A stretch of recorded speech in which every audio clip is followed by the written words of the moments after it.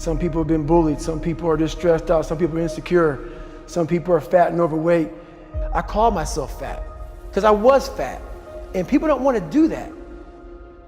They want to say, oh, don't call yourself fat. Don't call yourself dumb. If you're not real and raw with who the f you are, nothing's going to change. And in this nice new world that we live in, we want to hear, you're just a little big. No, man, you might be fat. We surround ourselves around people that make us feel great. They tell us what we want to hear. The second we put ourselves amongst the uncommon people, we don't like that feeling. That challenging feeling of that person who's waking up at 3:30 in the morning and say, hey, put your shit on, we're going for a run. We like that person who says, hey, you know what, man, I don't feel good today, man. And they say, oh, it's okay, brother. We don't want that motherfucker who's like this, hey, man, no, bro, get your shit on, man.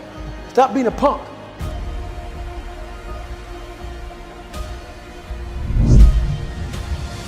This is all about the quitting mind. So what's the quitting mind? So let's say it's day one of a job interview. We all know what it feels like. You have your clothes laid out, you got your food ready to go in the morning, you've been preparing for weeks and weeks and weeks. You show up and you bring your best self. You get the job. Merry Christmas. All right. After a couple months, you start showing up to work a little later. You don't look as good. Your clothes aren't laid out. Your breakfast isn't ready. Your mind's getting softer. We do that everything in life. When New Year's coming up, guess what? Don't have a fucking quitting mind. Repetition every day. Stay hard. I believe that most human beings are only living at about 40% of their capability. The mind has a governor, like a car. If you're driving a car and the car has a governor on it, the car may say 130 miles an hour, but the governor's set for 91. The car wants to go. The car wants to go, but that factory said, we're not going past 91. We have a factory, a nice governor in our brain, and it's a survival mechanism. It protects us from pain and suffering. At all times of your life, the mind has a tactical advantage over you. Why is that? It knows what you're afraid of. It knows your insecurities. It knows your deep, dark lies. And it starts to push you away from that. It pushes you in a direction that is comfortable. The mind controls everything. You get to 40%, your brain says, we're done. Let's roll, man. This is starting to get painful. This is uncomfortable. So you sit down. You have to figure out ways, and everybody's different. That's how the book kind of talks about, like we all have these things about, 5 steps to this and 4 steps to this. It's a lot more than that. That's all bullshit. It's a practice that you have to, it's a habit. So if you know that at 40%, I'm feeling pain. At 40% I'm feeling pain. That's where the 40% rule kicks in. Now it starts. Okay, I'm feeling pain.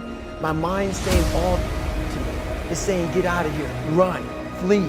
The fight or flight kicks in. Okay, we're done. We're not good enough.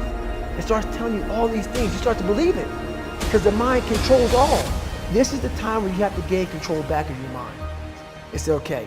Let me see if I can go 45%. And once you start giving yourself more and more hope and start realizing, okay, the mind starts to be, okay, what are you doing? We're supposed to be going right and you're going left. You start then controlling your mind. Start finding more in yourself, and then it goes from 40% to a lot further than that. But that's the start of it though. Get to the spot where your mind is saying stop. Wherever that is, you gotta get there first. And then that's when that starts to work for you. You gotta control yourself in that moment. Well, it's that time of year again, we start to feel real happy. Why? Because we're not going to work. If you believe in Santa Claus and you celebrate Christmas, you're looking forward to Santa Claus coming down the chimney, giving you some presents.